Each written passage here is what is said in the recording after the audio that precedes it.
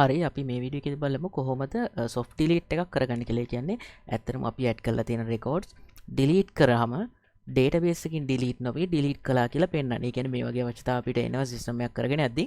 මොකද user කෙනෙක් data එක delete කළාම ඒක permanently delete කරන්න නැතුව මොකද පස්සේ මොනවා හරි errors ආවොත් මොනවා හරි analyze කරන්න අවශ්‍ය වුණොත් අර පරණ data ඕන වෙන හන්දා user delete කරපු data ඇත්තටම delete කරන්න නැතුව database එකේ column එකක් through deleted කියලා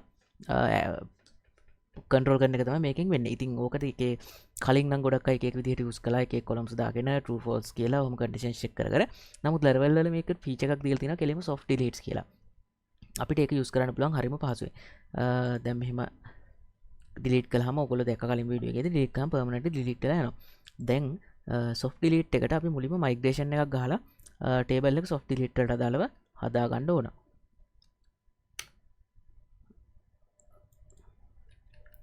අපි migration file එක හදාගන්න ඕන මුලින්ම මම මෙතන PA make කියලා ගහලා තියෙන්නේ PHP artisan කියන එක මම මේ JIT එකේ පොඩ්ඩක් මේක ෂෝට් කරගෙන තියෙනවා මට පහසු වෙන්න PHP artisan make migration කියලා migration file එකක් හදාගන්න migration file එක හැදුනා migration file එක හැදුනට පස්සේ අපි ගහන්න ඕන schema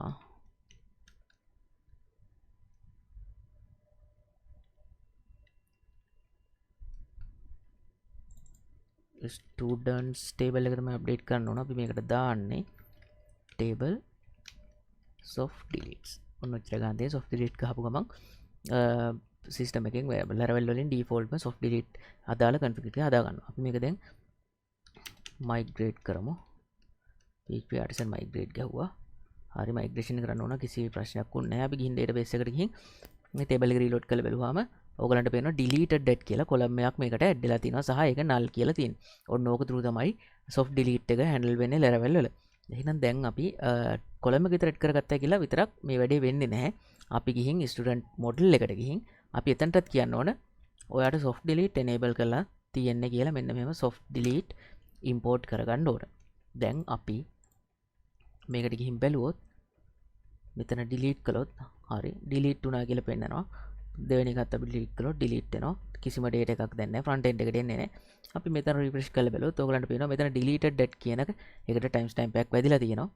අන්න ඒකෙන් තමයි වැඩේ manage වෙන්නේ. මෙන්න මේක දැන් අපි ඕනනම් null කරලා බලමු. null කරාට පස්සේ reload කරොත් මෙන්න මේ record එක ආයෙ පෙන්නනවා. ඔයගලන්ට පැහැත් පේනවා ඇති. Laravel වලින් soft delete එක through කරන්නේ මෙන්න මේ deleted det කියන එකට value එකක් ගහගන්න එක. ඒතකොට deleted det null විතරයි front end එකට normally fetch වෙද්දී data fetch වෙලා එන්නේ. මේකෙන් අපිට බොහොම පහසුවෙන් soft delete එක කරගන්න පුළුවන්.